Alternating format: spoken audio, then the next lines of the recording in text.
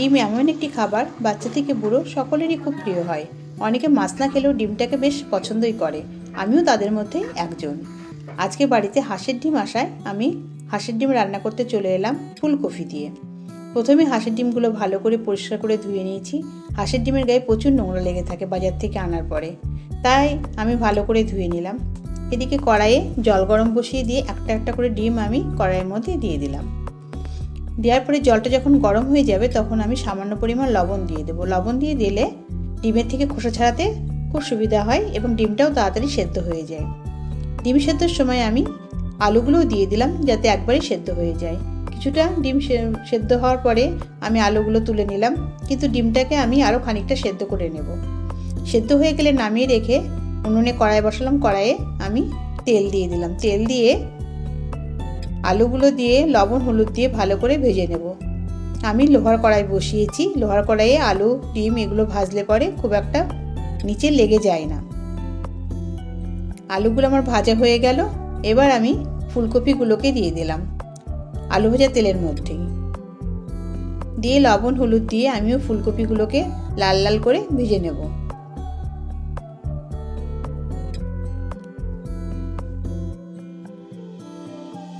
ফুলকপিগুলো আমার ভাজা হয়ে গেল। এবার আমি তুলে নিলাম।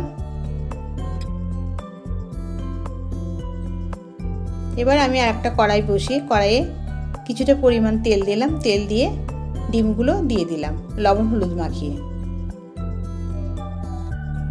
লাল লাল করে ডিমগুলো ভেজে নেব।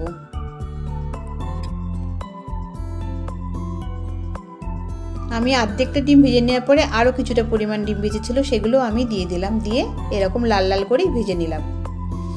এবার ডিম ভাজার পরে যে তেলটা ছিল সেই তেলের মধ্যে আমি জিরে ফোড়ন দিয়ে পেঁয়াজ কেটে রেখেছিলাম সেই পেঁয়াজটা আমি দিয়ে দিলাম।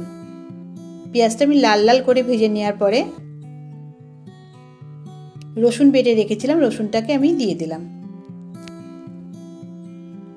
রসুন আর পেঁয়াজ একসঙ্গে ভাজতে ভাজতে যখন লাল হয়ে আসবে তখন আমি আগে থাকতে বেটে রেখেছিলাম জিরে আদা আর শুকনো লঙ্কা আর দুটো টমেটো পিউরি করে রেখেছিলাম, সেটাও দিয়ে দিলাম।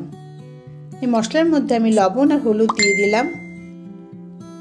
মশলাটাকে ভালো করে কষিয়ে নেব। যতক্ষণ না তেল ছাড়ে মশলা থেকে ততক্ষণ আমি কষাবো।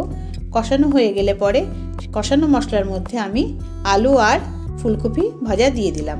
দিয়ে সেটাকে আমি ভালো করে 5 মিনিট ধরে নেড়ে নেড়ে কষিয়ে নেব।